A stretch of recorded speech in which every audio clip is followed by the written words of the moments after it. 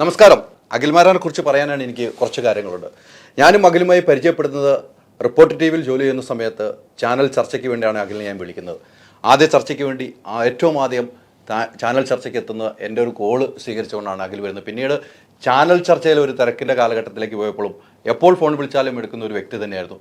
Big ബോക്സിൽ നിന്ന് ഇറങ്ങുമ്പോൾ തന്നെ ഞാൻ ആദ്യം തന്നെ ഫോൺ ചെയ്തപ്പോൾ ആരുടെയും ഫോൺ എടുക്കാതിരുന്ന സമയത്തും രാത്രി 11:30 മണി കഴിഞ്ഞപ്പോൾ എൻ്റെ ഫോൺ എടുത്ത് എന്നോട് കുറേ സംസാരിക്കുകയും അഭിനന്ദനത്തിന് നന്ദി പറയുകയും ചെയ്തു. വീണ്ടും ഇത്തരമൊരു നമ്മൾ പുതിയ പ്രസ്ഥാനം ഞങ്ങൾ തുടങ്ങിയപ്പോൾ നിഷാദും ഞാനും ചേർന്ന് പുതിയ പ്രസ്ഥാനം മൂവി വേൾഡ് മീഡിയ തുടങ്ങിയപ്പോൾ അഖിൽമാരാരെ ഒരു ഇൻ്റർവ്യൂ വേണമെന്നുള്ള ആഗ്രഹം നമുക്കുണ്ടായിരുന്നു. അഖിൽമാരാനെ വിളിക്കുകയും നേരിട്ട് തന്നെ സംസാരിക്കുകയും ചെയ്ത് അങ്ങനെ ഒരു ദിവസമാണ് നമുക്ക് തന്നിരിക്കുന്നത്. അതുകൊണ്ട് തന്നെ മാരാർ ഷോ എന്ന് പേര് വിട്ടിരുന്നു. മാരാർ ഷോയ്ക്ക് എല്ലാ പ്രേക്ഷകർക്കും വെൽക്കം. അഖിൽ, സ്വാഗതം. നമുക്ക് ഇങ്ങനെ ഇരിക്കാൻ പറ്റുമെന്ന് ഞാൻ ഒരിക്കലും പ്രതീക്ഷിച്ചില്ല. ഞാൻ സ്വപ്നത്തിൽ പോലും പ്രതീക്ഷിച്ചില്ല അല്ലേ? എനിക്ക് തോന്നുന്നു അഖിലിനെ ഈ പറഞ്ഞ ചാനൽ ചർച്ചയ്ക്ക് വേണ്ടി വിളിക്കും. പിന്നീട് ആ കോവിഡ് സമയത്ത് എൻ്റെ ഒരു ഷോയ്ക്ക് ലൈവായിട്ട് വന്ന് സൂമിലാണ് വരുന്നത് അല്ലേ? അഖിൽമാരാണ് മൊത്തം മാറ്റി ഇല്ലേ? എല്ലാം എഴുതി വെച്ചതുപോലെ ജീവിതം ഇങ്ങനെ സംഭവിച്ചുകൊണ്ടിരിക്കുന്നു എന്നാണ്. ചാനൽ ചർച്ചകൾ പോലും അങ്ങനെ അവിചാരിതമായിട്ടാണ് വരുന്നത്. സിനിമ പിന്നെ ഫസ്റ്റ് ചാനൽ ചർച്ച അറിയാമെന്നല്ലോ, നമ്മൾ വൈറലാകുന്നൊരു ചാനൽ ചർച്ച ഉണ്ടായിരുന്നല്ലോ, അതിലും അവിചാരിതമായിട്ട് ലക്ഷദ്വീപ് വിഷയത്തിലെ ചർച്ചയിൽ വരുന്നു. അത് പ്രഫുൽ ബോഡ പട്ടേൽ എന്ന് വിളിച്ചത് അപ്പൊ പറഞ്ഞൊരു വാക്ക് ഓർക്കുന്നുണ്ടോ? പ്രഫുൽ ബോഡ പട്ടേൽ അദ്ദേഹത്തിന്റെ ഞാൻ പേര് പറഞ്ഞപ്പോൾ അത് പിന്നീട് ഭയങ്കര ബാബുന്നോ ശശിന്നോ വിളിക്കാന്നാ പറഞ്ഞു അല്ലേ? അത് ഭയങ്കര കൈയിട്ട് രമണെന്നോ ഗോപാലെന്നോ വിളിക്കാതെ അത് ഗംഭീരമായിട്ട് ചർച്ച ചെയ്യപ്പെട്ടു. പിന്നീട് ചാനൽ ചർച്ചകളുടെ ഒരു കാലഘട്ടമായിരുന്നു അല്ലേ? തുടക്കം മുതൽ അഖിലിനെ സംബന്ധിച്ചിടത്തോളം എന്തും തുറന്നു പറയുന്ന ഒരു വ്യക്തിയായിരുന്നു അല്ലേ? തുറന്നു പറയും, ആരെയും ഭയപ്പെടാതെ. തൻ്റെ എഴുത്ത് ഫേസ്ബുക്കിലൂടെ സോഷ്യൽ മീഡിയയിൽ കൃത്യമായി സത്യമുള്ള വിഷയങ്ങളിൽ ആരെയും ഭയമില്ലെന്ന് പറഞ്ഞാൽ പേടിയൊന്നുമില്ല. സത്യമുള്ള വിഷയങ്ങൾ തുറന്നു പറയാം, അത് ആരെയും ഭയപ്പെടാതെ. അത് സോഷ്യൽ മീഡിയ നമ്മളെ ഒരു ആയുധമാക്കി എടുത്ത വ്യക്തിയാണ്. വളരെ പുച്ഛത്തോടുകൂടി ബിഗ് ബോസിനെ തള്ളിപ്പറഞ്ഞൊരു വ്യക്തി അല്ലേ? ഭയങ്കര പുച്ഛമായിരുന്നു. ആ പുച്ഛിച്ചത് ഇപ്പോൾ കുറ്റബോധം തോന്നുന്നുണ്ടോ? അല്ല, അങ്ങനല്ല. അത് പലരും ഇതിനകത്ത് ബിഗ് ബോസിനകത്ത് വെച്ച് ഞാൻ പറഞ്ഞൊരു കാര്യമാണ്.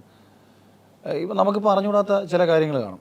ഞാനിതിനകത്ത് വളരെ സറ്ററിക്കലി ഞാൻ പറയുന്നൊരു കാര്യമുണ്ട്. ഇപ്പം ഭഗവത്ഗീത എന്ന പുസ്തകം, അപ്പം ഒരാളിത് വായിക്കാതെ വേറൊരാൾ പറയുകയാണ് എന്താണ് ഇതും പരിപാടി. അത് അർജുനൻ വെറുതെ പുള്ളിയുടെ അച്ഛനെയും അമ്മയും ബന്ധുക്കളെയും ഗുരുക്കന്മാരെയൊക്കെ കണ്ടിട്ട് യുദ്ധം ചെയ്യുന്നില്ല എന്നറിഞ്ഞ് മാറിയിരുന്നപ്പോഴത്തേക്ക് ആ കൃഷ്ണൻ പറഞ്ഞു കൊടുത്ത് അളിയ യുദ്ധം ചെയ്യാൻ, എല്ലാത്തിനെയും തട്ടാൻ.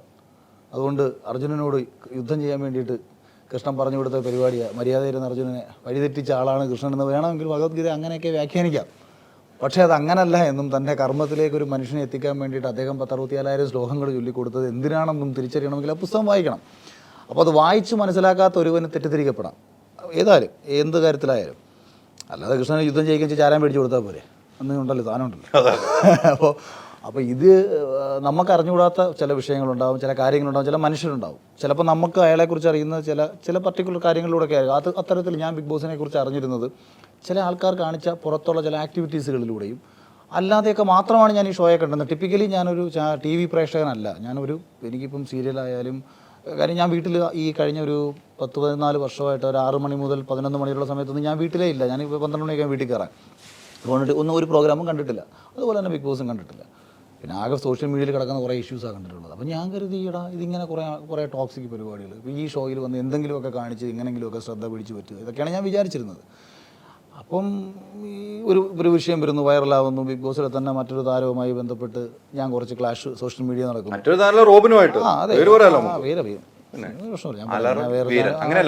അതെ.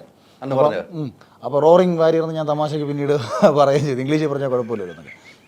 അപ്പോൾ അങ്ങനെ വന്നപ്പോഴത്തേക്ക് ഈ കുറേ പ്രഡിക്ഷൻ ലിസ്റ്റുകളിൽ അഖിൽമാരാർ ഇത്തവണ ബിഗ് ബോസിൽ ഉണ്ടാകും. അപ്പം തന്നെ ബിഗ് ബോസിലോട്ട് വിളിച്ചിട്ടൊന്നുമില്ല. അപ്പോൾ എൻ്റെ സുഹൃത്ത് ഹരീഷ് ഏഷ്യാനെറ്റിലുള്ള അവൻ്റെ ഒരു സുഹൃത്തിനോട് ഇങ്ങനെ വിളിച്ച് ചോദിച്ചു, ഇതിനൊക്കെ ബിഗ് ബോസിൻ്റെ ഓഡിഷനൊക്കെ കഴിഞ്ഞോ? അപ്പോൾ ഞാൻ ഇതൊന്നും ഇവൻ എന്നോട് പറയുന്നൊന്നുമില്ല. അപ്പോൾ ഇവൻ എന്നിട്ട് പറഞ്ഞുവിടാ, ഞാൻ നീ ബിഗ് ബോസിലോട്ട് പോകാൻ താല്പര്യമുണ്ടെന്ന് ഞാൻ ഏഷ്യാനെറ്റ് വിളിച്ച് സംസാരിച്ചിട്ടുണ്ട്, നിനക്ക് താല്പര്യമുണ്ടോ എന്ന് ചോദിച്ചു. അപ്പം സോഷ്യൽ മീഡിയയിൽ പ്രഡിക്ഷൻ ലിസ്റ്റൊക്കെ ഞാൻ നോക്കുമ്പോഴത്തേക്ക് ഫുൾ കമൻറ്റ്. യവൻ കയറി കഴിഞ്ഞാൽ ഇവനെ ഫസ്റ്റ് ആഴ്ച പോയേക്കണം, മറിച്ചതമാടെ കൂടെ ഫുള്ള് തെറി.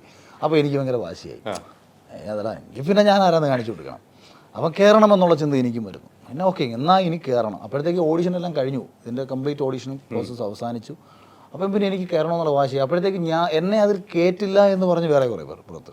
അഖിൽമാരാരെ ഇത്തവണ ബിഗ് ബോസിൽ എടുക്കാതിരിക്കാനുള്ള പണി ഞങ്ങൾക്കറിയാം, അല്ലെങ്കിൽ ഞങ്ങൾ തീരുമാനിക്കും ആര് ബിഗ് ബോസിൽ വരണമെന്നൊക്കെ ചില ടോക്സൊക്കെ എൻ്റെ ചെവിയിൽ വന്നപ്പോഴത്തേക്ക് അപ്പോഴത്തേക്ക് എനിക്ക് വാശിയായി. അതെനിക്ക് ഭയങ്കര ഇഷ്ടമാണ്. എനിക്കെതിരെ ആൾക്കാർ ഫൈറ്റ് ചെയ്ത് നിൽക്കുന്നത് എനിക്ക് ഭയങ്കര ഇഷ്ടമാണ്. അപ്പോഴാണ് എനിക്ക് ഭയങ്കര ത്രില്ല് വരുന്നത്. അപ്പോൾ എന്നാൽ കയറണം, 7 ദിവസത്തിനുള്ളിൽ എന്നെ പുറത്താക്കുമെങ്കിൽ ഇതിനകത്ത് കാണിച്ചു കൊടുക്കണം. അങ്ങനെയാണ്, ആ വാശിയിലാണ് ഞാൻ കയറുന്നത്. പക്ഷെ കയറി അകത്ത് ചെന്നപ്പം എടാ ഈ പരിപാടി എനിക്കറിയില്ല എൻ്റെ മോൾ ഷൈൻ എന്ന് പറയുന്ന ലോകോത്തര കമ്പനിയാണ്, അത്രയും വലിയ കമ്പനിയാണ് ഇത് നടത്തുന്നതെന്ന്. ഞാൻ പണ്ട് സൂര്യ ടി വിയിലൊരു പ്രോഗ്രാം ഇല്ലായിരുന്നു, മലയാളി ഹൗസ് എന്ന്. അപ്പോൾ അതിൽ GS പ്രദീപ്, രാഹുൽ ഈശ്വർ ഇവരൊക്കെ അവരൊക്കെ പോവുകയും ഇവർക്കൊക്കെ, അതായത് പ്രദീപേട്ടനെ കണക്കുള്ള ആൾക്കൊക്കെ കുറച്ച് നെഗറ്റീവ്സൊക്കെ പിന്നീട് വരികയും ചെയ്തു. എൻ്റെ ധാരണ അങ്ങനെയൊക്കെയുള്ളൊരു നോർമൽ TV പ്രോഗ്രാം എന്തിനാണ് പോയിട്ട്, എൻ്റെ അടുത്ത് കുറച്ച് ആൾക്കാർ പറയുകയും ചെയ്തു, അഖിലേ വെറുതെ ഇതിനകത്തൊക്കെ പോയിട്ട് അഖിലിൻ്റെ ഇത് കളയല്ലേ, കാര്യം നമ്മളെ അവർ കാണുന്നത് വേറൊരു പ്രൊഫൈലിലാണ്, ചാനൽ ചർച്ച അങ്ങനെയുള്ള പരിപാടികൾ. അപ്പോൾ ഞാനും ആദ്യമൊക്കെ വിചാരിച്ചത് ഇങ്ങനത്തെ പരിപാടിയാണെന്നാണ്. പക്ഷേ പിന്നീടാണ് ഇതിൻ്റെ ഒരു വലിപ്പം ഞാൻ അറിയുന്നത്. ലോകത്തിലെ ഏറ്റവും വലിയ റിയാലിറ്റി ഷോ ആണിത്. അവിടെ ചെന്ന് ഇതിൻ്റെ ഞാൻ അകത്തിരുന്നോണ്ട് ആലോചിക്കും, ദൈവം ഇതുവരെ എങ്ങനെ ഈ പരിപാടി നടത്തിക്കൊണ്ട് പോകണം. അതൊരു മഹാത്ഭുതമാണെന്ന് എനിക്ക് മനസ്സിലായി. ഒരു മനുഷ്യൻ്റെ ഇമോഷൻസിനെ ഏതൊക്കെ പീക്ക് വരെ കൊണ്ടുപോകുമോ അവിടെ പിടിച്ചു നിൽക്കുന്നവൻ എവിടെയും പിടിച്ചു നിൽക്കാമെന്ന് ഞാൻ വിചാരിച്ചു. അപ്പം ആ ഷോ ഗംഭീര ഷോ ആണ്. ഇപ്പം എനിക്ക് കിട്ടുന്ന ഇഷ്ടം എന്താ, എന്നോടുള്ള ഇഷ്ടം മാത്രമല്ലല്ലോ, ഈ ഷോയോടുള്ള ഇഷ്ടമാണ്. നമുക്ക് ഒരു സിനിമാ മേഖലയിൽ നിന്ന് ഒരാൾക്കൊരു ചോദ്യം ചോദിക്കാനുണ്ട്. ജനറൽ നോളജ് വല്ലതാണ്? ജനറൽ നോളജ് വല്ലതാണ്? നമുക്ക് മലയാളത്തിലെ ഏറ്റവും വലിയ റിയാലിറ്റി ഷോയായ ബിഗ് ബോസ് എന്ന പരിപാടിയിൽ നമ്മുടെ ഇടയിൽ നിന്നും, അതായത് സിനിമാക്കാരുടെ ഇടയിൽ നിന്നും പങ്കെടുത്തവരിൽ ഒരാളാണ് സംവിധായകനായ അഖിൽ മാരാർ. എനിക്കറിയാവുന്ന വ്യക്തിയും കൂടിയാണ്. പക്ഷേ എന്നെ ഏറ്റവും കൂടുതൽ ചിന്തിപ്പിക്കുന്നത് എന്താണെന്ന് ചോദിച്ചാൽ, എല്ലാ ആഴ്ചകളിലും സിനിമകൾ കാണുന്ന വ്യക്തിയാണ് അഖിൽ. അപ്പം ഈ 100 ദിവസം ഈ ബിഗ് ബോസിനുള്ളിൽ സിനിമകളൊന്നും കാണാതെ എങ്ങനെ ഒരു പുറത്തെ കാര്യങ്ങളൊന്നും അറിയാതെ അവിടെ കഴിഞ്ഞുകൂടാനായിട്ട് പറ്റി? നിന്നെ കണ്ടു കഴിഞ്ഞാൽ, നിന്നോട് സംസാരിച്ചാൽ അറിയാം നീ ഇതിനപ്പുറവും ചാടിക്കിടന്നവനാണ് ഈ KK ജോസഫ് എന്ന് പറയുന്നത് പോലെ. പക്ഷെ എന്നാലും അറിയാനുള്ള ഒരു ക്യൂരിയോസിറ്റി, എങ്ങനെയാണ് നീ അവിടെ 100 ദിവസം സിനിമകളൊന്നും ഇല്ലാതെ കഴിഞ്ഞുകൂടി വിജയശ്രീയിലെ ആളിതിനായി പുറത്തേക്ക് വന്നത്? നമ്മൾ ഈ ഉത്സവത്തിനൊക്കെ പോയി ഇടികൊണ്ടിട്ടുണ്ടോ? ആൾക്കൂട്ടത്തിൻ്റെ ഇടയ്ക്കിടയ്ക്ക് ഇടികൊടുമ്പോഴത്തേക്ക് ഇവിടുന്ന് എങ്ങനെയെങ്കിലും ഒന്ന് ചാടണം, അതിനെന്ത് ചെയ്യാമെന്നുള്ള ചിന്തയായിരിക്കും നമുക്ക് ഫസ്റ്റ് വരുന്നത്. അതേപോലെ ഇതിനകത്തേക്ക് ചെല്ലുമ്പം സത്യമാണ്, ഞാൻ എല്ലാ ആഴ്ചയിലും തിയേറ്ററിൽ മാത്രം പോയി പടം കാണുന്ന ആളാണ്. OTT പോലും സിനിമകൾ അങ്ങനെ കാണുന്ന ആളല്ല. പക്ഷേ ഇതിനകത്ത് ചെന്ന് രണ്ടാമത്തെ ദിവസത്തെ പ്രശ്നങ്ങൾ തുടങ്ങിക്കഴിഞ്ഞു. എൻ്റെ ഭാര്യ മക്കളെയും പോലും മറന്നു പോവാണ്. മൈൻഡിലേക്ക് ഞാൻ രാത്രിയിൽ കിടക്കുമ്പോൾ എന്താണ് ഇവരുടെ മുഖം എന്നൊക്കെ ചിന്തിക്കാൻ. എനിക്ക് പക്ക ഗെയിം എന്ന് പറയുന്നൊരു സാധനത്തിലേക്ക് നമ്മുടെ മൈൻഡ് കംപ്ലീറ്റ്ലി ഫോക്കസ്ഡ് ആയി. ഇവിടെ കാരണം ഞാൻ ചിന്തിച്ചു തുടങ്ങി, കേരളത്തിൽ ഇത്രയും 3.5 കോടി ജനത കണ്ടുകൊണ്ടിരിക്കുന്ന ഒരു പരിപാടിയാണ്. ഞാനിവിടെ പരാജയപ്പെട്ടാൽ ആത്യന്തികമായിട്ട് പരാജയപ്പെടുന്നത് ഞാൻ മാത്രമല്ല, എൻ്റെ ഫാമിലി, എൻ്റെ സുഹൃത്തുക്കൾ, എന്നെ വിശ്വസിക്കുന്നവരെല്ലാവരും പരാജയപ്പെടുകയാണ്. ഇവിടെ വിജയിച്ചാൽ നേരെ തിരികെയും ചെയ്യും. അതുകൊണ്ട് ഒക്കെ മറക്കണം. ഇവിടെ സർവൈവൽ ഓഫ് ദ ഫിറ്റസ്റ്റ് എന്ന ഡാർവിൻ്റെ പരിണാമ സിദ്ധാന്തം മനസ്സിലേക്ക് വന്നു. വേറെ എല്ലാം കട്ട് ഓഫ് ചെയ്യാണ്. പിന്നെ ഒന്നും ഓർമ്മയില്ല. മൊബൈൽ, ഇപ്പം സിനിമ മാത്രമല്ലല്ലോ, നമുക്ക് മൊബൈലില്ലാണ്ട് ഒരു 10 മിനിറ്റ് ഇരിക്കാൻ പറ്റും. ഇതൊക്കെ നമ്മൾ ഫുൾ ടൈം ഇത്ര സജീവമായിട്ടിരിക്കുന്ന ഒരാളാണ് ഞാൻ. അകത്ത് ചെന്നു. പിന്നെ ഷിജു എന്ന് പറയുന്ന ഒരാൾ അവിടെ അകത്തുണ്ടായിരുന്നത് എനിക്ക് ഭയങ്കര ആശ്വാസമായി. കാരണം സിനിമ ഞങ്ങൾ സംസാരിച്ചുകൊണ്ടേയിരുന്നു. സിനിമയെക്കുറിച്ച് മാത്രമായിരുന്നു ഞങ്ങൾക്കിടയിലുള്ള ആദ്യ കാലങ്ങളിലുള്ള ചർച്ച. അതുകൊണ്ട് സിനിമ മനസ്സിലൊരു സൈഡിലിടുകയും ഇപ്പുറത്തൊരു സൈഡിൽ ഗെയിമിലേക്ക് എപ്പോഴും അങ്ങനെയാണ്. എനിക്കെന്നെ സംബന്ധിച്ച് ഞാനൊരു കാര്യത്തിലേക്ക്, ഇപ്പം നിങ്ങൾക്കൊരു ബെസ്റ്റ് ഉദാഹരണം ഞാൻ ഗെയിമിലെ കാര്യം പറയാം. എൻ്റെ 2ാമത്തെ ക്യാപ്റ്റൻസി ടാസ്ക് വരുന്നു. ഈ ക്യാപ്റ്റൻസി ടാസ്കിൽ മിഥുൻ ജയിക്കണമെന്നാണ് ഹൗസിൽ എല്ലാവരുടെയും ആഗ്രഹം. കാരണം 4ാമത്തെ വീക്കാണ്, ഞാൻ ഓൾറെഡി ഫസ്റ്റ് വീക്ക് ക്യാപ്റ്റനായി. അപ്പം 1ാമത് ക്യാപ്റ്റനാണ്, വീണ്ടും ക്യാപ്റ്റനാകുന്നതുകൊണ്ട് ഹൗസിൽ പലർക്കും താല്പര്യവുമില്ല. അപ്പോൾ എല്ലാവർക്കും മിഥുന് സപ്പോർട്ടാണ്. ഈവൻ എൻ്റെ അടുത്ത് സപ്പോർട്ട് ചെയ്തിരിക്കുന്ന ശ്രുതി പോലും ഞാൻ പോയിട്ട് ഇല്ല ഇതിൻ്റെ മുകളിൽ കയറി നിൽക്കണം. അപ്പോൾ ഞാൻ ഇതിൻ്റെ വെയിറ്റ് ചെക്ക് ചെയ്യാൻ വേണ്ടിയിട്ട് മേളിൽ നിന്ന് നോക്കി. അപ്പോൾ ശ്രുതി പെട്ടെന്ന് അവിടെ കിടന്നു, അഖിലേട്ടാ മേളിൽ കയറി നിൽക്കലെന്ന് പറഞ്ഞു. ഞാൻ പൊടിയിട്ട് അവിടെ കൊടുത്തു, അവിടെ ചേർത്ത് വിടാവുകയും ചെയ്തു. ഞാൻ ബസറൊന്നും അടിച്ചിട്ടില്ലെന്ന് പറഞ്ഞു. അപ്പം തുടങ്ങി ഇവർ മേളിൽ കിടന്ന് കംപ്ലീറ്റ് ആൾക്കാർ മിഥുന് ചെയ്യി വിളിക്കുന്നു. ഒരാളും ആകെ ശ്രീചേട്ടൻ, വിഷ്ണു സൈലൻ്റായിട്ട് നിൽക്കുന്നു. ശ്രീചേട്ടൻ മാത്രമാണ് സപ്പോർട്ടെന്ന് പറഞ്ഞ് മേളിൽ നിൽക്കുന്നത്. ബാക്കി എല്ലാവരുടെയും വോയിസ് എനിക്കെതിരാണ്. അപ്പോൾ ഞാൻ വിചാരിച്ചു എനിക്ക് ഈ ഗെയിമിൽ ജയിക്കണമെന്നുണ്ടെന്നുണ്ടെങ്കിൽ ഈ വോയിസിനെ കട്ട് ഓഫ് ചെയ്തേ പറ്റൂ. എൻ്റെ ചെവിയിലേക്ക് വോയിസ് കയറ്റാൻ പറ്റത്തില്ല. ഞാൻ ആ നിമിഷം മൈൻഡ് ഫോക്കസ് ചെയ്തു. ആ വോയിസ് ഞാൻ കംപ്ലീറ്റ് ബ്രേക്ക് ചെയ്തു. അവിടെ പറ്റിയ പ്രശ്നം എന്ന് വെച്ചാൽ ഞാൻ ഈ സാധനം കൊണ്ട് നേരെ ചെന്നിട്ട് വഴിതെറ്റി വേറെ തടിക്കൊണ്ടിട്ടു. ഇടണ്ടാ തള്ളിയിട്ടത്. അപ്പം മേളിൽ നിന്ന് ഇപ്പോൾ ശ്രീചേട്ടൻ പറഞ്ഞിട്ട് എത്ര പ്രാവശ്യം വിളിച്ചു പറഞ്ഞു അഖിലേ നീ എങ്ങോട്ടായി പോലെ. അവർ വിളിച്ചു പറഞ്ഞാൽ ഞാൻ കേൾക്കുന്നില്ല. കാരണം അവർ നല്ലത് പറഞ്ഞാലും മോശം പറഞ്ഞാലും എനിക്ക് കേട്ടാൽ, ഞാനൊരു കഥയും പറഞ്ഞിട്ടുണ്ടല്ലോ, കിണറ്റി കിടക്കുന്ന തവള കയറി വരുന്ന കഥ. അപ്പം ചില സമയത്ത് നമ്മൾ ചിലത് കട്ട് ഓഫ് ചെയ്യണം. അങ്ങനെ കട്ട് ഓഫ് ചെയ്ത് കളിച്ചിട്ടാണ് ഞാൻ ആ ടാസ്ക് ജയിച്ചത്. അല്ലെങ്കിൽ എനിക്ക് ജയിക്കാൻ പറ്റില്ല. അപ്പോൾ അതേ കണക്ക് ഇതിനകത്തേക്ക് വന്ന സമയത്ത് എല്ലാം ഞാൻ കട്ട് ഓഫ് ചെയ്യാൻ തീരുമാനിച്ചു. അതിലാണ്. എന്നിട്ട് ഈ 70ാമത്തെ ദിവസം ഫാമിലി വരും, ഇങ്ങനെ ഒരു പരിപാടി പണ്ട് ഹിന്ദിയിലൊക്കെ നടന്നിട്ടുണ്ട് എന്നൊക്കെ ഇവരിങ്ങനെ 2ാമത്തെ ആഴ്ച ഇരുന്ന് പറയുന്നുണ്ട്. അപ്പോഴും ഞാൻ പറഞ്ഞു എൻ്റെ അമ്മ വരല്ലേ.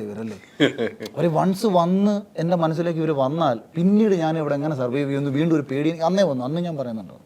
അപ്പം ഫോക്കസ് ഒരിടത്തേക്ക് കൊടുത്തു. അർജുനൻ എന്നോട് പണ്ട് അമ്പ് ചെയ്ത സമയത്ത് മറ്റേ ഇതിനകത്തോട് നോക്കാൻ പറഞ്ഞില്ലേ, അങ്ങോട്ട് ഫോക്കസ് ചെയ്യാൻ പറഞ്ഞു, വേറെ ഒന്നും നോക്കണ്ട. അത് തന്നെ ഗെയിമിലേക്ക് മാത്രം ഫോക്കസ് ചെയ്തപ്പം നമുക്ക് സർവൈവ് ചെയ്യാൻ കഴിഞ്ഞു എന്നുള്ളതാണ്. അത് ലിസ്റ്റിൻ കൃത്യമായിട്ടുള്ള ചോദ്യമാണ് ചോദിച്ചത്. ആ ചോദ്യം വളരെ നല്ല ചോദ്യമാണ്. കാരണം നമ്മളെല്ലാവരും പുറത്തുനിന്ന് വിചാരിക്കും നമുക്ക് എങ്ങനെ മൊബൈലിൽ ഇല്ലാണ്ട് ഒരു അരമണിക്കൂർ വീട്ടിൽ ചുമ്മാ മാറ്റി വെച്ചിട്ട് ഒറ്റയ്ക്ക് ഇങ്ങനെ ഇരിക്കാൻ പറ്റില്ല.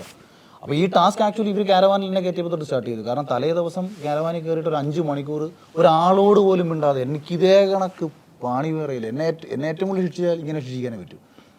ഞാൻ ഈ ക്യാരവാനിൽ അവസാനം ഞാൻ ചെയ്ത പണിയെന്ന് പറയുമോ, അവിടെ ഈ മറ്റേ ഞാൻ താമസിച്ച ഹോട്ടലിൻ്റെ കീ ഒക്കെ കിടപ്പുണ്ടായിരുന്നു, ഇത് കാർഡ്, ഇതിരുന്ന് ഒടിച്ച് കളിച്ച് ഓരോന്നിരുന്ന് വലിച്ചു കീറി മൊബൈലും ഇല്ല, ഒന്നുമില്ല, മനുഷ്യരും ഇല്ല, അതിനകത്ത് ഇങ്ങനെ ഇരിക്കല്ലേ. അപ്പം ഞാൻ ചിന്തിച്ചേട്ടാ, ദിലീപേട്ടനൊക്കെ ജയിലുകൾ എൻ്റെ അമ്മ ഒരു മനുഷ്യനൊക്കെ ഒരു താര എന്താ പറയുന്ന അങ്ങനെ നിന്നിട്ട് അല്ലെങ്കിൽ ഇത്രയും മനുഷ്യർക്കിടയിൽ ജീവിച്ചിട്ട് ശ്രീശാന്ത്, ദിലീപേട്ടൻ ഇവരൊക്കെ എങ്ങനെ സർവ് ചെയ്ത് ദൈവമേ എന്തോ ഞാൻ അതിനകത്ത് എപ്പോഴും ചിന്തിക്കും.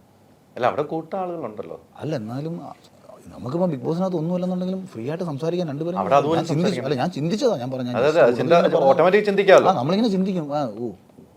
പറയുമ്പോൾ വലിയ എളുപ്പം ജയിലിൽ ഞാനും ചിലപ്പോൾ പണ്ടൊക്കെ പറഞ്ഞിട്ടുണ്ട് എടുക്കടാ കേസ്, ഞാൻ ജയിലിൽ പോയി കിടന്നോളാന്നൊക്കെ പറഞ്ഞിട്ടുണ്ട്.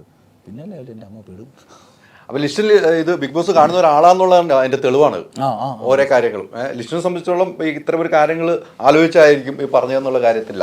എനിക്ക് തോന്നുന്നു ഈ അഖിൽമാരാണ് ചില സമയത്ത് ചൂടാകൽ അവിടെ വലിയ രീതിക്ക് പ്രശ്നങ്ങൾ സൃഷ്ടിച്ചിട്ടുണ്ട്. നാട്ടിലും അങ്ങനെ ചെയ്തിട്ടുണ്ട്. ഉണ്ട് പിന്നെ അടിയൊക്കെ ഉണ്ടായിട്ടുണ്ട്. അടി ഉണ്ടാക്കിയിട്ടുണ്ട്. അടി ഉണ്ടായിട്ടുണ്ട്, കൊടുത്തിട്ടുണ്ട് അല്ലേ? തലയൊക്കെ അടിച്ച് പൊട്ടിച്ച് 10-12 സ്റ്റിച്ച് ഒക്കെ ഉണ്ട്. പണ്ട് ദുൽഖർ സൽമാൻ നാട്ടിൽ വന്നപ്പോൾ അന്ന് യൂത്ത് കോൺഗ്രസ്സുകാരനാണ്. അല്ല അന്ന് എനിക്ക് പാർട്ടി ഇല്ല.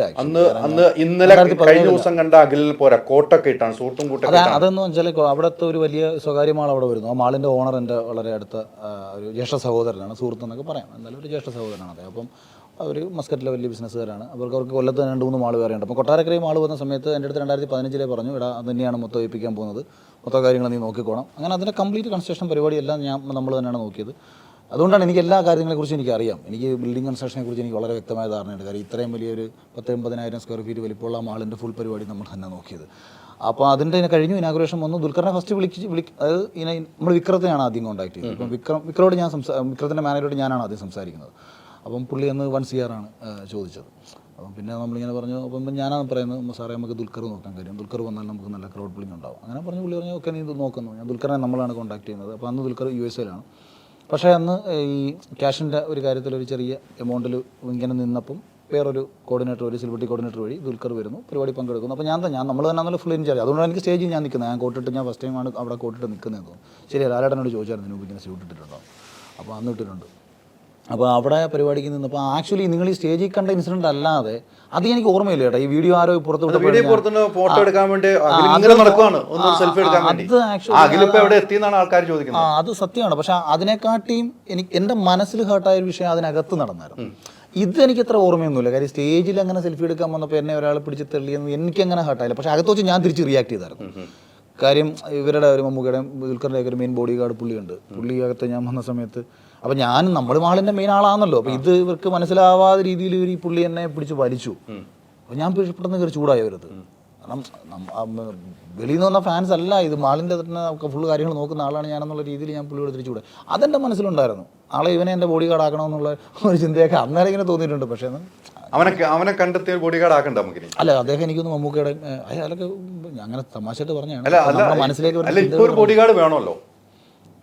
അങ്ങനെ ബോഡി ഗാർഡൊന്നും വേണ്ട, ആൾക്കാർ സ്നേഹിക്കുകയല്ലേ. അല്ല ഇപ്പൊ എത്ര പേരുണ്ട്? സെക്രട്ടറി ഉണ്ട്, മാനേജർ ഉണ്ട്, എങ്ങനെയൊക്കെയാണ്? അത് എനിക്ക് ഭയങ്കര ആക്ച്വലി പലരും പേരെയും ഭയങ്കര ഓർമ്മയുള്ള ആളാണ്. എനിക്ക് നല്ല മറവിയുള്ള ആളാണ് ഞാൻ. അല്ല നമ്മുടെ മനസ്സിനെ ഭയങ്കരമായിട്ട് സ്വാധീനിച്ച വിഷയങ്ങൾ എനിക്ക് ഭയങ്കര ഓർമ്മയുണ്ട്. ഇപ്പോൾ അല്ലാണ്ട് ഇപ്പോൾ എൻ്റെ അടുത്ത് ഇപ്പോൾ ഒരു കല്യാണത്തിൻ്റെ കേസ് പറഞ്ഞാലോ അല്ലെങ്കിൽ നാളെ ഒരു ഫംഗ്ഷൻ ഉണ്ടെന്ന് പറഞ്ഞാലോ ഞാൻ പെട്ടെന്ന് മറന്നു പോകും, പേര് മറന്നു പോകും പെട്ടെന്ന്. ഞാൻ 6 വർഷം പിള്ളേരെ പലതായിട്ട് പഠിപ്പിച്ചതാണ്. എനിക്ക് ഇവരെയൊക്കെ കാണുമ്പോൾ എൻ്റെ ഒരു കൂട്ടുകാരനോട് ഈ അടുത്ത് ഞാൻ വെച്ച് പേരെന്തെന്ന് ചോദിച്ചു. അതിൻ്റെ കൂടെ 10ാം ക്ലാസ്സിൽ പഠിച്ചത്. അവന് ഈ അടുത്ത് ഞാൻ ബിഗ് ബോസിൽ പോയപ്പോൾ അവനോട് ആരോ എനിക്ക് ഓട്ടിയോട് വെച്ചപ്പോഴത്തേക്ക് അവൻ പറഞ്ഞു ആ തെണ്ടി എന്നോട് ഇപ്പോഴത്തെ പേരെന്ത്. കാരണം എനിക്ക് പലരെയും ഇങ്ങനെ അവിടെ ഇവിടെയും കണ്ട് കുറേ വർഷമായിട്ടോ അവിടെ 10 വർഷത്തിന് ശേഷം കാണുന്നത്. അപ്പോൾ കണ്ട് കുറേ സമയം സംസാരിച്ച് ഞാൻ ചോദിച്ചത് നമ്മൾ തമ്മിൽ എവിടെ വെച്ചാൽ പരിചയം മറവിയുണ്ടല്ലേ? അത് അറിയില്ല, തൈറോയിഡിൻ്റെയൊക്കെ പ്രശ്നം കൊണ്ട് സംഭവിക്കുന്നതാണോ. നമ്മുടെ ഈ ലൈബ്രറി പോലല്ലേ നമ്മുടെ ബ്രെയിൻ എന്ന് പറയുന്നത്. ഇതിനകത്ത് കുറേ സാധനങ്ങൾ അടുക്കി വെച്ച് കഴിയുമ്പോൾ നമ്മളിതിനെ റീകളക്ട് ചെയ്യുന്നില്ലല്ലോ. കുറേ സാധനങ്ങൾ മറന്നുപോയി, കുറേത് ഓർമ്മയുണ്ട്. അത് ഓർമ്മയുള്ളത് ഭയങ്കരമായിട്ട് ഓർമ്മയുണ്ട്, ചിലത് മറന്നു പോകും. അതുകൊണ്ടൊക്കെയാണ് ഈ മാനേജറേയും സെക്രട്ടറി പ്രിൻസിനെയൊക്കെ വെച്ചേക്കുന്നത്. അത് അവരെ കൊടുത്തു, കാരണം അല്ലെങ്കിൽ ഞാൻ മറന്നു പോകും. അവർക്കൊക്കെ ശമ്പളം കൊടുക്കണ്ടേ? അത് കൊടുക്കുന്നുണ്ട്. അപ്പോൾ അതിനുള്ള വരുമാനത്തിലേക്ക് എത്തിയില്ല ഇപ്പം നമ്മൾ. കുഴപ്പമില്ല, കാര്യങ്ങളൊക്കെ അപ്പോൾ ഒരു ഉദ്ഘാടനത്തിന് എത്ര മേടിക്കാനാണ് തീരുമാനിച്ചിരിക്കുന്നത്? അല്ല, പെട്ടെന്ന് നമുക്ക് വർക്ക് പിടിക്കാൻ നടത്താം, എനിക്കും പിടിക്കാമല്ലോ. അങ്ങനെ എത്ര മേടിക്കാം? 10 ലക്ഷമൊക്കെ മേടിക്കാം അല്ലേ? നിങ്ങൾ തന്നോ മേടിക്കാം. ഏറ്റവും കുറഞ്ഞ എത്രയാന്ന് പറയുന്നത്? റേറ്റ് കിട്ടുകയാണെങ്കിൽ നമുക്ക് ഇവിടുന്ന് ഒരു 3 ഉദ്ഘാടനം ഫോൺ കോളിൽ വിളിക്കാം. ഫോൺ കോളിൽ വിളിച്ച് നമ്മൾ ഉദ്ഘാടനം ഇപ്പം തരുന്നതായിരിക്കും. നമുക്കൊരു പ്രേക്ഷകനൊരു കാര്യം ചോദിക്കാണ്ട് വന്നു, അവരോട് ചോദിച്ചാൽ മതി. ഞാൻ ഈ ഷോ ഫുള്ളായിട്ട് കാണുന്നതാണ്. എനിക്ക് അഖിൽമാരാരെന്ന് വെച്ചാൽ ഭയങ്കര ഇഷ്ടമാണ്. പ്രത്യേകിച്ച് എൻ്റെ ഒരു നാട്ടുകാരനാണ് കൊട്ടാരക്കര. ഞാൻ കൊട്ടാരക്കര ഗണപതി ഭഗവാനെ സ്ഥിരം കാണാൻ പോകുന്ന ഒരു വ്യക്തിയാണ്. ഈ ഷോയിൽ വരുന്ന സമയത്ത് എനിക്ക് അഖിൽമാരാരെ പേഴ്സണലി എനിക്ക് ഒട്ടും ഇഷ്ടമില്ലായിരുന്നു. പ്രോഗ്രാം കണ്ടു തുടങ്ങിയതിന് ശേഷം പുള്ളിയുടെ ഒരു മൈൻഡ്, ആ ഒരു ഗെയിമിനോട് എടുക്കുന്ന ആ ഒരു മൈൻഡും പുള്ളിയുടെ ഒരു ഗെയിം പ്ലാനിങ്, പുള്ളി ആ ഒരു ഗെയിം കൊണ്ടുവരുമ്പോൾ തന്നെ അത് അതിന് മുമ്പ് കൂട്ടി തന്നെ പ്ലാൻ ചെയ്ത് വെച്ചിട്ടുണ്ട്. അതെങ്ങനെ എന്ത് പറയുന്നത്, അതെങ്ങനെ അതിൻ്റെ ഔട്ട്പുട്ട് കൊടുക്കണമെന്ന് വരെ പുള്ളിയുടെ മൈൻഡിൽ സെറ്റായി. ഇപ്പം എനിക്ക് പുള്ളിയോട് ചോദിക്കാനുള്ളതെന്ന് വെച്ച് കഴിഞ്ഞാൽ, ശോഭയ്ക്ക് സെക്കൻഡ് കിട്ടുമായിരുന്നുണ്ടെങ്കിൽ പുള്ളി പുള്ളിക്ക് അത് ഉൾക്കൊള്ളാൻ പോലും കഴിയില്ല എന്നാണ് പറഞ്ഞത്. അതിപ്പോൾ ശോഭ 2ാം സ്ഥാനത്ത് വന്നിരുന്നുവെങ്കിൽ എങ്ങനെ പ്രതികരിക്കുമായിരുന്നു? ശോഭ 2ാം സ്ഥാനത്ത് വരരുത് എന്ന്, അല്ലെങ്കിൽ വന്നാൽ എനിക്കിട്ടും വർക്കല്ല എന്ന് ഞാൻ പറയുന്നതിൻ്റെ കാര്യം, എനിക്ക് ശോഭയെക്കാട്ടിയും അർഹതയുള്ളവരോടുണ്ടെന്ന് തോന്നുന്നുണ്ട് എന്നുള്ളതാണ് ഒരു മെയിൻ കാരണം. കാരണം ഇത് ബാറ്റിൽ ഓഫ് ഒറിജിനൽസ് എന്ന് പറഞ്ഞ വന്നൊരു ഷോയാണ്. അപ്പം അങ്ങനത്തെ ഒരു ഷോയിൽ എനിക്കൊട്ടും ശോഭയുടെ ബിഗ് ബോസ് ഹൗസിനകത്തുണ്ട്, എനിക്ക് അവരുടെ പുറത്തെ ആക്ടിവിറ്റീസും കാര്യങ്ങളെക്കുറിച്ച് എനിക്കൊന്നും അറിയില്ല. പക്ഷേ ബിഗ് ബോസ് ഹൗസിനകത്ത് ഒരു ഗെയിമർ എന്ന നിലയ്ക്ക്, ഒരു കണ്ടസ്റ്റൻ്റ് എന്ന നിലയ്ക്ക് എനിക്ക് ഒരിക്കലും വർക്കല്ല, ഒരു ഒറിജിനൽ എന്ന നിലയിൽ വർക്കല്ല. പലതും ആക്ട് ചെയ്യുന്ന കണക്കാണ് എനിക്ക് ഫീൽ ചെയ്തിട്ടുള്ളത്. കണ്ടന്റുകൾക്ക് വേണ്ടിയിട്ട് പലതും ആക്ട് ചെയ്യുന്ന പോലെ ഫീൽ ചെയ്യുന്നുണ്ടായിരുന്നു. അപ്പോൾ അങ്ങനെ ഒരാളുടെ കൂടെ ഞാൻ നിൽക്കുമ്പോൾ പിന്നെ ഞാൻ നമ്മൾ ആരെയാണ് പരാജയപ്പെടുത്തേണ്ടത്? എപ്പോഴും നമുക്ക് ഇപ്പം ഒരു സിനിമ എപ്പോഴും സൂപ്പർ ഹിറ്റ് ആവുന്ന വില്ലൻ ഗംഭീരമാകുമ്പോഴാണ്. ഇപ്പോൾ റാവുത്തർ ഉണ്ടായത് കൊണ്ടാണ് അപ്പുറത്ത് സ്വാമിക്ക് വില വരുന്നത്, അല്ലെങ്കിൽ കിരിക്കാടൻ ജോസാണ് സേതുമാധവൻ്റെ ഹൈപ്പിലേക്ക് കൊണ്ടുവരുന്നത്. ഏത് സിനിമ മരക്കാറാണ് നരസിംഹ മന്നാടിയാർക്ക് ഹൈപ്പ് കൊടുക്കുന്നത്. എപ്പോഴും അപ്പുറത്ത് വില്ലൻ ഭയങ്കര സ്ട്രോങ് ആവണം. അപ്പോൾ സ്ട്രോങ് ആയിട്ടുള്ളൊരു വില്ലനെ വേണം, ഒരു നായകൻ അടിച്ചിടും വേണം. അപ്പോൾ നമ്മൾ ഫൈറ്റ് ചെയ്ത് ആരെയാണോ തോപ്പിക്കുന്നത്? ഇപ്പം ഞാൻ ഇതൊക്കെ തന്നെയാണ് കാര്യം. എനിക്കറിയാം പുറത്തിറങ്ങുമ്പോൾ എന്നോട് വരുന്ന ചോദ്യങ്ങൾ. ഇപ്പോൾ റിനോഷ് ഔട്ടായ സമയത്തും ഞാൻ ചിന്തിച്ചത്, ഈവൻ റിനോഷെങ്കിലും ഉണ്ടായിരുന്നുണ്ടെങ്കിൽ അറ്റ്ലീസ്റ്റ്, അവനിപ്പം ഒരു ഭയങ്കര ഗെയിമറൊന്നും അല്ലെങ്കിൽ കൂടിയും ജനങ്ങൾക്ക് ഇഷ്ടമുള്ള ഒരാളാണല്ലോ, അയാളെ അപ്പം ഈ ഫൈറ്റ് നടക്കുന്ന പുറത്തല്ലേ, ജനങ്ങളും അഖിൽമാരാരുടെ കണ്ടന്റും മറ്റുള്ളവരുടെ കണ്ടന്റും തമ്മിലാണ് ഫൈറ്റ്. ഞാനല്ല അവിടെ ഫൈറ്റ് ചെയ്തുകൊണ്ടിരുന്നത്. എന്നിലൂടെ സൃഷ്ടിക്കപ്പെടുന്ന നല്ല നിമിഷങ്ങളും എന്നിലൂടെ സൃഷ്ടിക്കപ്പെടുന്ന മോശവും മറ്റുള്ളവരുടെ നല്ലതും ഒക്കെ തമ്മിൽ പുറത്ത് നടക്കുന്നത് ചർച്ച, കണ്ടന്റുകൾ തമ്മിലുള്ള അടിയാണ്. ഈ അടിയിൽ ഞാൻ ജയിക്കുമെന്ന് എനിക്ക് ഉറപ്പാണ്. കാരണം എനിക്കറിയാം എൻ്റെ കണ്ടന്റുകൾ തന്നെ കയറി നിൽക്കുമെന്ന്. അതാണ് ഞാനെന്ന് പറയുന്ന ഡയറക്ടർ അതിന് ചിന്തിച്ചുകൊണ്ടിരിക്കുന്നത്. അതാണ് എൻ്റെ കോൺഫിഡൻസും ഇത് കാണിച്ചത്. ശോഭയുടെ കാര്യത്തിൽ പലപ്പോഴും എന്നിലൂടെ സംഭവിച്ചിട്ടുള്ള നല്ല നിമിഷങ്ങളാണ് ശോഭയ്ക്കുള്ളത്. ശോഭ പക്ഷേ അതിനെ ഭയങ്കര പകയിലും ക്രെഡിറ്റിലും ഒക്കെയാണ് എടുത്തിട്ടുള്ളത്. പിന്നെ അല്ലാതെ നിങ്ങൾ വലിയ സിറ്റിംഗ് ആയല്ലോ. എനിക്ക് ആരോടും ഒരു കാലത്തും പക തോന്നത്തുമില്ല. അതെൻ്റെ ഒരു ബേസിക് നേച്ചറാണ്. പിന്നെ ഒരാൾ എൻ്റെ അടുത്ത് ഓക്കെ എനിക്ക് എന്നോട് വിരോധമില്ലെന്ന് എനിക്ക് സന്തോഷം, കാരണം എനിക്ക് അയാളുടെ വിരോധമില്ലല്ലോ.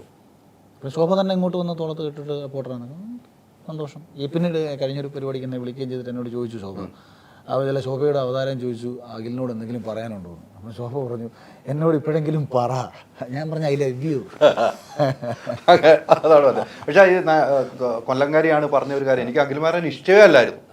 അങ്ങനെ പക്ഷേ അങ്ങനെ ഒരുപാട് പേരുണ്ട് നേരത്തെ തൊട്ടുണ്ടായിരുന്നു. പിന്നെ ലക്ഷക്കണക്കിന് ഇഷ്ടമല്ലാത്തവരുണ്ടായിരുന്നു. ഇപ്പൊ അവരൊക്കെ ഇഷ്ടപ്പെട്ടു. അവർ അഖിൽമാരെ അല്ല ഇഷ്ടമല്ലാണ്ട്, ഈ നമ്മുടെ പ്രവൃത്തി, അവർക്ക് ഇഷ്ടമുള്ള ചില വിഷയങ്ങളിൽ എൻ്റെ അഭിപ്രായങ്ങൾ അവർക്ക് ഒട്ടും വർക്കല്ലായിരുന്നു.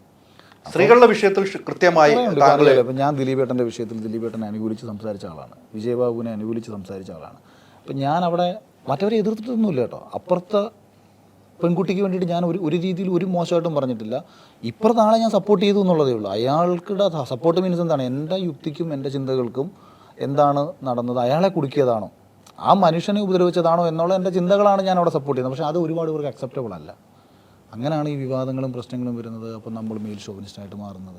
പിന്നെ ഇങ്ങനെ കുറേ വിഷയങ്ങൾ വരുന്നു. ഈ വിഷയങ്ങളിലൊക്കെ തന്നെ എൻ്റെ അഭിപ്രായങ്ങൾ പലർക്കും വർക്കാവുന്നില്ല. അങ്ങനെ അതിലൂടെ അവരെന്നെ ജഡ്ജ് ചെയ്ത് കഴിഞ്ഞു. അതേസമയം നമ്മളടുത്ത് സഹകരിച്ച് ഒരു 1.5 മണിക്കൂർ ഇരിക്കുന്ന ആർക്കും ഞാനൊരു കുഴപ്പമില്ല, എല്ലാവർക്കും എന്നെ ഇഷ്ടമാണ്. അത് അങ്ങനെ ഒരു അഖിലുമായിട്ട് ഇരിക്കുമ്പോൾ മനസ്സിലാക്കാൻ കഴിയുന്ന അങ്ങനെ ഒരു വ്യക്തിയാണ് ഞാനും. അഖിലുമായിട്ട് മനസ്സിലാക്കി പേഴ്സണലി അറിയുന്ന എല്ലാവരും പറയും. ഇപ്പം ജോജി ചേട്ടൻ എന്തുകൊണ്ടാണ് ഇപ്പം ജോജി ചേട്ടനോട് പലരും പറയുന്നത് അവൻ ആ പയ്യനെ അവന് വലിയ അത്ര വലിയ ഡയറക്ടർ ഒന്നും അല്ലല്ലോ, പിന്നെ എന്തിനാണ് നിങ്ങൾ? അപ്പം ജോജി പറഞ്ഞു അയാൾ നല്ല മനുഷ്യനാണ്. നേരത്തെ ഇത് തന്നെ പറഞ്ഞത്, ഇപ്പോഴും തന്നെ പറഞ്ഞത്. അഖിലും ജോജുമായിട്ട് അമ്മ ഒരു ഇന്റർവ്യൂ പറഞ്ഞിട്ടുള്ളത് അനുജനാണോ ജ്യേഷ്ഠനാണോ എന്ന് എനിക്ക് അറിയില്ല എന്ന് പറഞ്ഞു. എന്ന് വെച്ചാൽ എൻ്റെ മോനെ പോലെയാണ് ജോജു. നിങ്ങൾ തമ്മിലുള്ള ബന്ധം അമ്മ കഴിഞ്ഞ ദിവസം ഒരു ഇന്റർവ്യൂവിൽ പറയാൻ കേട്ടു. നിങ്ങൾ തമ്മിലുള്ള ആത്മാർത്ഥ ബന്ധമാണ് അല്ലേ, ഒരു സിനിമയിൽ തുടങ്ങിയ ബന്ധമല്ല, അതിനപ്പുറത്തേക്കുള്ള ഈ ബന്ധം. ജോജി ചേട്ടനെ കണ്ടെടുത്താ കണ്ടുകൂടായിരുന്നു, അറിയോ? എനിക്കൊന്നും ആ ട്രെയിലർ വയ്ക്കുമ്പോൾ ജോജുമായിട്ട് ഭയങ്കര വഴക്കുണ്ടായി. അല്ലയോ എൻ്റെ പൊന്നെ, ഞാൻ ജോജി ചേട്ടന് നമ്മൾ ആ പൈസയൊക്കെ കൊടുത്തു കഴിഞ്ഞതിന് ശേഷം പുള്ളി എന്നെ വിളിക്കും, പുള്ളി സിനിമയുടെ കാര്യം സംസാരിക്കും. അപ്പോൾ നമ്മുടെ പ്രൊഡ്യൂസറെ സംബന്ധിച്ച് പുള്ളി അപ്ഡേറ്റഡ് ആയിട്ട് ആളെയല്ല. സാറിന് പഴയ സിനിമയാണ് സാറിൻ്റെ മനസ്സിൽ കിടക്കുന്നത്. അപ്പോൾ ഇത് ആക്ടറായിട്ടുള്ള ജോജു ഇനി വരാൻ പോകുന്ന സിനിമകളെക്കുറിച്ച് സംസാരിക്കുന്ന ആളാണ്. ഇതിൻ്റെ ഇടയിൽ കിടന്ന് ഞാൻ പെടും. അപ്പം പുള്ളി ഞാനും തമ്മിൽ പ്രശ്നങ്ങൾ വരും. അങ്ങനെ അപ്പം പുള്ളി തന്നെ പറയുന്നുണ്ട് ഇവൻ്റെ സിനിമയിൽ നിന്ന് എങ്ങനെയെങ്കിലും പിന്മാറിപ്പോയാൽ മതി. പുള്ളി മാനേജരോട് പറഞ്ഞു ആ എങ്ങനെ വർക്ക് ചെയ്യും ഇവനൊരു അങ്ങനെ ഒട്ടും പുള്ളിക്ക് ആക്സെപ്റ്റബിൾ ആയിട്ടുള്ള ആളെ ആയിരുന്നില്ല ഞാൻ. പക്ഷേ വൺസ് ഞങ്ങൾ വന്നു, ഞങ്ങൾ കാരവാനിൽ കുറച്ച് സമയം സംസാരിച്ചു.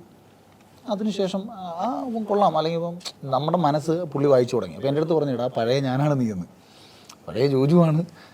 കാരണം അങ്ങേരുടെ ഒരു 31 എനിക്ക് വണ്ടികളോടൊക്കെ ഭയങ്കര ക്രൈസാണ് പുള്ളിക്ക്. ആ പുള്ളി ഒരു സമയത്ത് പുള്ളിയുടെ ലൈഫിൽ പുള്ളി അനുഭവിച്ച സ്ട്രഗിൾ. അപ്പോൾ എൻ്റെ അടുത്ത് പറയും ഞാൻ വിചാരിച്ചിരുന്നു എൻ്റെ ലൈഫിൽ കേട്ടോ കുറേ ബുദ്ധിമുട്ടിയെന്ന്, ഇത് നീ എന്നൊക്കെ പറഞ്ഞിട്ട് അങ്ങനെ അതാണ് ഞങ്ങളെ തമ്മിൽ അടുപ്പിച്ച ഘടകം. പിന്നീട് ഞങ്ങൾ തമാശകളും കാര്യങ്ങളോട്ട് കൂടി ആ മനുഷ്യൻ സിനിമയെക്കുറിച്ച് എന്നെ പഠിപ്പിച്ചു. സിനിമ ഡീറ്റെയിൽ ആവട്ടെ, എന്താണ് പുതിയ സിനിമ. അപ്പം നമുക്ക് ഒരു ഗുരുവായി മാറി പുള്ളി സിനിമ സംബന്ധിച്ച്. തീർച്ചയായിട്ടും ഈ അഖിൽമാരെ വിൻ ചെയ്തിട്ട് പുറത്തേക്ക് ഇറങ്ങുകയാണല്ലോ അല്ലേ, ബോംബെ തന്നെ വിൻ ചെയ്തിട്ട് ഇറങ്ങും. പുറത്തേക്ക് വന്നു കഴിയുമ്പോൾ അഖിലിന് കിട്ടിയൊരു സ്വീകാര്യത വലുതാണ്. ഒരിക്കലും അഖിൽ പ്രതീക്ഷിക്കാത്ത സംഭവങ്ങളാണ് നടന്നുകൊണ്ടിരിക്കുന്നത് അല്ലേ, ഒരു സ്വപ്നം പോലെയാണ് നടക്കുന്നത് അല്ലേ. ഇത് കണ്ടു കഴിഞ്ഞപ്പോൾ ഭയമാണ് ഇപ്പോൾ. അത് പേടി തന്നെയാണ്. കാരണം നമ്മളെ ആൾക്കാർ സ്നേഹിക്കും തോറും പ്രശ്നം എന്താണെന്ന് വെച്ചാൽ നമ്മുടെ ഭാഗത്തുനിന്ന് ഒരു കൊച്ചു തെറ്റ് വന്നാലും ചിലപ്പോൾ അവർക്ക് അക്സെപ്റ്റ് ചെയ്യാൻ പറ്റില്ല. അപ്പം എത്രത്തോളം സ്നേഹിക്കുന്നോ അത്രത്തോളം ചിലപ്പോൾ വെറുക്കും. പണ്ട് എത്രത്തോളം വെറുത്തോ അത്രത്തോളം ഇപ്പോൾ സ്നേഹിക്കുന്നു. ഇപ്പോൾ എത്രത്തോളം സ്നേഹിക്കുന്നോ ചിലപ്പോൾ നാളെ ഒരു പക്ഷേ അങ്ങനെ വെറുത്തേക്കാം. അപ്പോൾ അത് എൻ്റെ സ്വാതന്ത്ര്യത്തെയും പണ്ടൊന്നും ഇപ്പം നിങ്ങളിപ്പോൾ എന്നെ തെറി വിളിച്ചുകൊണ്ടിരിക്കുന്ന ആളാണെന്നുണ്ടെങ്കിൽ എനിക്കൊരു കുഴപ്പമില്ല, നിങ്ങൾക്കെതിരെ എന്തും പറയാം. പക്ഷേ നിങ്ങൾ എന്നോട് സ്നേഹിക്കുന്ന ആളാണെന്നുണ്ടെങ്കിൽ ഞാൻ ഭയങ്കരമായിട്ട് റെസ്ട്രിക്റ്റ് ചെയ്യേണ്ടി വരും എല്ലാ കാര്യത്തിനും. അമിതമായി എൻ്റെ അടുത്ത് കാണിക്കുന്ന സ്വാതന്ത്ര്യങ്ങളെല്ലാം ഞാൻ അനുവദിച്ച് തരേണ്ടി വരും. ഇല്ലെങ്കിൽ നിങ്ങൾക്ക് പെട്ടെന്ന് ദേഷ്യം വരും, അല്ലെങ്കിൽ പെട്ടെന്ന് വർക്കാവാതെ വരും. അപ്പം കൂടുതൽ ശ്രദ്ധിക്കുക. ഇത്രയും സ്നേഹിക്കുന്ന ആൾക്കാർ നമുക്ക് ചുറ്റും. അപ്പം ഭീകരമായ വോട്ടാണ് എനിക്ക് കിട്ടിയത്. ഇപ്പം ഞാൻ എവിടെ ചെന്നാലും എനിക്കത് ഭയങ്കര റിഫ്ലക്റ്റ് ചെയ്യുന്നുണ്ട്. അപ്പം അത്രയും ഫാമിലിയും അത്രയും കുടുംബത്തെയും അത്രയും മലയാളികൾക്ക് വേണ്ടിയിട്ട് എന്താണ് ഇനി ഞാൻ ചെയ്യേണ്ടത്, എന്താണ്. അപ്പോൾ അതാണ് എന്നെ കൂടുതൽ, അതായത് ഉത്തരവാദിത്തങ്ങൾ കൂടി. പഴയതുപോലെ ഒരു സിനിമ എടുത്തൊരു സംവിധാനമായിട്ട് നിൽക്കുന്ന സ്ഥാനത്ത് നിന്ന് അവരെന്നിൽ നിന്നും പ്രതീക്ഷിക്കുന്ന ഒരുപാട് കാര്യങ്ങളുണ്ടെന്ന് എനിക്ക് മനസ്സിലായി. വെറും ഒരു എൻ്റർടൈനർ മാത്രമല്ല, നമുക്കൊരു പൊതുബോധമുണ്ട്, അല്ലെങ്കിൽ ഒരു മാനുഷിക മൂല്യം കാത്തു സൂക്ഷിക്കുന്ന ആളാണ്. അപ്പോൾ അവർ ഒരുപാട് എക്സ്പെക്റ്റ് ചെയ്യുന്നുണ്ട്. അതിലേക്കൊക്കെ വരാൻ കഴിയുമോ എന്നുള്ള ചിന്തകളാണ്, അല്ലാണ്ട് വേറെ പ്രശ്നമൊന്നുമില്ല. അല്ലാണ്ട് ഇതൊക്കെ നമുക്ക് ഭയങ്കര ഇഷ്ടമാണ്. പക്ഷേ ഞാനങ്ങനെ ഭയങ്കര ആൾക്കൂട്ടങ്ങളെ എൻജോയ് ചെയ്യുന്ന ആളൊന്നുമല്ല ടിപ്പിക്കലി. അല്ല, സിനിമയ്ക്ക് വന്നാലും ഇന്റർവ്യൂ മാറി നിന്നിട്ട് സിനിമ കണ്ടിട്ട് ഇറങ്ങി പോകുന്നതാണ്. വൈറ്റ് കൊടുക്കാൻ പോലും നിൽക്കാറില്ല എന്നുള്ളത് നമുക്കറിയാം. ഞാൻ ഉത്സവങ്ങൾക്ക് പോകാറില്ല. ഞാൻ ഗണപതി അമ്പലത്തെക്കുറിച്ച് ഇത്രയും പറയുമ്പോൾ ഞാൻ ഗണപതി അമ്പലത്തിൽ ഉത്സവത്തിന് പോയിട്ടില്ല. ആലോചിച്ച് നോക്കൂ, ഇത്രയും വർഷമായിട്ട് പോയിട്ടില്ല. ഇത് പറഞ്ഞു കഴിഞ്ഞാൽ കൊട്ടാരക്കര തന്നെ അടിക്കും. ഞാൻ കൊട്ടാത്തലയിൽ എൻ്റെ നാട്ടിൽ ഉത്സവത്തിനും, എൻ്റെ നാട്ടിൽ നിന്ന് 4 കിലോമീറ്ററാണ് കൊട്ടാരക്കരയ്ക്ക്. മഹാനവതി ഉത്സവം കാണാൻ വേണ്ടി കൊല്ലം ജില്ലയിലുള്ളതും അന്യ ജില്ലയിലുള്ള ആൾക്കാർ വരും. അത്ര വലിയ ഉത്സവമാണ്. പക്ഷെ ഞാൻ പോയിട്ടില്ല. ഞാൻ എൻ്റെ ഫ്രണ്ട്സിനൊപ്പം ഇരുന്ന്, അതാണ് എനിക്ക് ഏറ്റവും ഇഷ്ടം. ഇപ്പോഴും എൻ്റെ അടുത്ത് എനിക്ക് ഇന്നലെ മാലദ്വീപ്സിൽ പോകാൻ വേണ്ടി ഒരു ട്രിപ്പ് വന്നപ്പോൾ ചോദിച്ചു ഏത് സ്ഥലത്ത് പോകാനാണ് ഇഷ്ടമെന്ന് ചോദിച്ചു. ഞാൻ പറഞ്ഞു എനിക്കൊരു സ്ഥലത്ത് പോകാനും ഇഷ്ടമല്ല, എൻ്റെ കൂടെ ആരുണ്ടോ അതാണ് എനിക്ക് ഏറ്റവും സന്തോഷം. ഒരു റൂമിലിരുന്നാൽ ആ റൂമാണ് എൻ്റെ ഏറ്റവും വലിയ സന്തോഷം. ആ ട്രിപ്പ് ഞാൻ ക്യാൻസലാണ് ചെയ്തത്. ഈശ്വരവിശ്വാസിയാണോ? ക്ഷേത്രവിശ്വാസിയല്ല, ദൈവവിശ്വാസിയാണ്. ഗണപതി അമ്പലത്തിൽ ഞാൻ പോകുന്നത് അത് എനിക്ക് ഭയങ്കര ആനയെ പേടിയുള്ള ഒരാളായിരുന്നു. ഞാൻ ഭയങ്കര അവിടെ ആനയെ ഞാൻ സ്വപ്നം കാണുമായിരുന്നു. അപ്പോൾ രാത്രി ആന വന്ന് എന്നെ തല്ലിക്കൊല്ലുന്നതാണ് എപ്പോഴും കാണുന്നത്. അപ്പം അത് മാറ്റിയത് ഗണപതി അമ്പലത്തിൽ പോയതിന് ശേഷമാണ്. അപ്പോൾ എനിക്ക് തോന്നി ഗണപതി ഞാനും തമ്മിലൊരു ഇൻഡയറക്റ്റ് കണക്ഷൻ എവിടെയൊക്കെ ഉണ്ടെന്നുള്ള കാര്യം. പിന്നീട് ഞാനും എൻ്റെ വൈഫും ആദ്യമായിട്ട് കാണുന്ന ഗണപതി അമ്പലത്തിൽ വെച്ചാണ്. അതായത് കല്യാണത്തിനൊക്കെ മുന്നേ ആരാന്ന് പോലും ഞാൻ അറിയുന്നതിന് മുമ്പ് ഞങ്ങൾ തമ്മിൽ കണ്ടു. പിന്നീടാണ് അവരുടെ അമ്മ എന്നെ കാണുന്നതും സഹകരിക്കുന്നതൊക്കെ. അപ്പം അതിന് മുമ്പേ ഞാൻ ഗണപതി അമ്പലത്തിൽ വെച്ച് പറഞ്ഞിട്ടുണ്ട് എൻ്റെ കൂട്ടുകാരനോട്, ഞാനിനി ആരെങ്കിലും കല്യാണം കഴിച്ചാൽ അത് ഗണപതി കാണിച്ചു തരുമെന്നൊക്കെ. അപ്പോൾ അങ്ങനെ ഞാൻ സിനിമ എടുത്തപ്പോഴായാലും എൻ്റെ ഒരു കമ്മ്യൂണിക്കേഷൻ എപ്പോഴും ഗണപതിയായിട്ടാണ്. അങ്ങനെ ഗണപതി അമ്പലത്തിൽ പോകും, മൂകാംബികയിലും പോകും. അല്ലാണ്ട് അങ്ങനെ വലിയ ക്ഷേത്രങ്ങൾ. ആന ഭയമാണല്ലേ? ആന ഭയങ്കര പേടിയാണ്. കുട്ടിക്കാലത്ത് ഈ ആന കുറേ പരിപാടി നമ്മുടെ നെഞ്ചത്തൊക്കെ കാണിച്ചിട്ടുണ്ട്.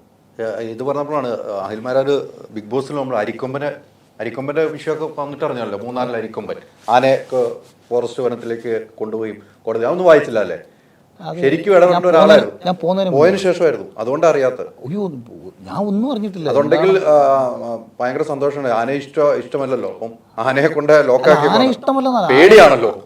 അല്ല നമുക്കിപ്പോൾ ഏതെങ്കിലും ഒരു ജീവിയുടെ ഒരു ഭയമുണ്ടെങ്കിൽ എന്നെ ഭയപ്പെടുത്തിയിട്ടുള്ള ജീവി ആനയാണ്. അത് കുട്ടിക്കാലത്ത് എന്നെ ഇട്ട് ഓടിക്കുക, എൻ്റെ മുതുകത്ത് മറ്റേ ഈ ഇളക്കിയിട്ടേക്കുന്ന മണ്ണ് പറിക്കുക, കരിക്കെടുത്തെറിയുക, എവിടെങ്കിലും ഞാൻ നിന്ന് എന്നെ ഓട്ടിക്കും പോകുന്നു. വല്ലാത്ത സ്വപ്നമല്ലോ. ആ സ്വപ്നമല്ല, ഇത് റിയലി നടന്നിട്ടുള്ളതാണ്. സ്വപ്നം കാണുന്നതൊക്കെ എന്നെ ഒന്ന് ചവിട്ടി കൊല്ലുന്നതാണ്. ഈ ആനയുടെ അടുത്ത് പോകുമ്പോൾ എന്നെ ഓടിച്ചിട്ടുണ്ട് ആന. എന്നെ ഒരിക്കൽ മറ്റേ ഈ ഉമയനല്ലൂർ സുബ്രഹ്മണ്യ സ്വാമി ക്ഷേത്രമുണ്ട്, അവിടുത്തെ ഒരു ഭയങ്കര വലിയ പ്രശസ്തമായ ചടങ്ങാണ് ആനവാൽപ്പിടി എന്ന് പറയും. അപ്പോൾ ഈ ആനവാൽപ്പിടി എന്ന് പറഞ്ഞാൽ ആന കംപ്ലീറ്റ്ലി ആന ചങ്ങലയൊന്നും കാണത്തില്ല, കംപ്ലീറ്റ്ലി ആനയെ നമ്മൾ ഫ്രീ ആക്കും. കഴുത്തിൽ വടം മാത്രമേ കാണൂ. എന്ന് വെച്ചാൽ കാട്ടിൽ എങ്ങനെയാണോ ഒരു ആന നിൽക്കുന്നത് അങ്ങനെ നിന്നിട്ട് ആന ഓടുകയും ആനയുടെ പുറകെ ആൾക്കൂട്ടം. അപ്പോൾ ആന വാല് പൊക്കി പിടിക്കും. അത് പണ്ട് ഗണപതിയും സുബ്രഹ്മണ്യനും തമ്മിൽ കളിച്ചൊരു കളിയുടെ ഭാഗമായിട്ട് നടക്കുന്നൊരു ചടങ്ങായിരുന്നു. അപ്പോൾ അവിടെ ഈ ആൾക്കൂട്ടം, അപ്പം കടവൂർ രാജു എന്ന് പറയുന്ന കേരളത്തിലെ വലിയ പ്രശസ്തനായ ഒരു ആനയാണ് സ്ഥിരം വരുന്നത്. അതിനെ ഒരിക്കൽ മാറ്റി വേറൊരു ആന വരികയും ആ ഒരു വർഷത്തേക്ക് വേറൊരു ആനയാണ് വന്നത്. അപ്പോൾ ഈ ആനവാൽപ്പിടി സമയത്ത് കംപ്ലീറ്റ് ഇതൊക്കെ കഴിച്ചു. ആന ഓടി ഒരു പർട്ടിക്കുലർ സ്ഥലം കഴിഞ്ഞപ്പോൾ അവർ ഓടി അവസാനിക്കും. പിന്നെ ആന തിരിച്ചു വരും. അത് കഴിഞ്ഞ് വൈകിട്ട് ഈ ആനയെ കുളിപ്പിക്കാൻ വേണ്ടി കൊണ്ടുവന്നപ്പോൾ വീണ്ടും ഈ ചങ്ങലയൊക്കെ കഴിച്ചപ്പോൾ ഈ പാവം പിടിച്ച് ആന വിചാരിച്ച ആളിയെ വീണ്ടും ഓടിക്കാനുള്ളതാണ്. പുള്ളി ഇറങ്ങി ഓടിക്കളഞ്ഞു. പാപ്പാൻ പറഞ്ഞാൽ പൊന്നുമോനെ ഓട്ടമല്ല, പാപ്പാനും ടീമും പുറകെ. അപ്പോൾ ഞാൻ ഇവിടുന്നാണ് ക്രിക്കറ്റ് കളിയും കഴിഞ്ഞ് ഊടുവഴി കൂടെ വന്ന് കാടിയപ്പോൾ മെയിൻ റോഡിൽ കൂടെ പോയി ആന തിരിഞ്ഞു വരുന്നത്. അത് ഈ 2 ഇടുക്കുള്ള മൺ റോഡാണ്, അപ്പുറം ഇപ്പുറം മൺതിട്ടയാണ്. ഞാൻ സെൻറ്ററിൽ കൂടെ എനിക്ക് മുന്നേ മേടി ചാടിക്കയറും. ഞാൻ കുറേ ഓടി. എൻ്റെ ഒരു ചെറിയ ആന മതവളി വരുന്നത്. ആന മതവളി വന്നതല്ല ആക്ച്വലി, പക്ഷേ ഞാൻ കുട്ടിയല്ലേ, ഞാൻ 7ാം ക്ലാസ്സിലും 8ാം ക്ലാസ്സിലും പഠിക്കുന്ന സമയമാണ്. അങ്ങനെ പേടി തട്ടി. പിന്നെ ആനയുടെ മുന്നിൽ പോയി നിന്ന് കഴിഞ്ഞാൽ ഈ ആന എന്നെ നോക്കുന്ന നോട്ടം കണ്ടാൽ വിചാരിക്കും ഞാനെന്തോ കാശ് മേടിച്ചിട്ട് പുള്ളിക്ക് കൊടുത്തിട്ടില്ല. അമ്മാതിരിയുള്ള ദേഷ്യമോ പുള്ളിയോട് കാണിക്കുന്നത്. എന്നിട്ട് ഈ കരിക്കെടുത്തെറിയുക തന്നെ. അവിടെ എന്തായാലും പിള്ളേർ ആരെങ്കിലും വല്ല കഴിക്കായിട്ട് കൊടുത്താൽ ഞാൻ അതിർത്തി എൻ്റെ നാട് മുറിക്കൊക്കെ എറിഞ്ഞിട്ടുണ്ട്. ഞാൻ ഓടി. അന്നുകൊണ്ട് ഭയമായിരുന്നു. അതുകൊണ്ട് ആന ഒരു ഭയമുണ്ട്.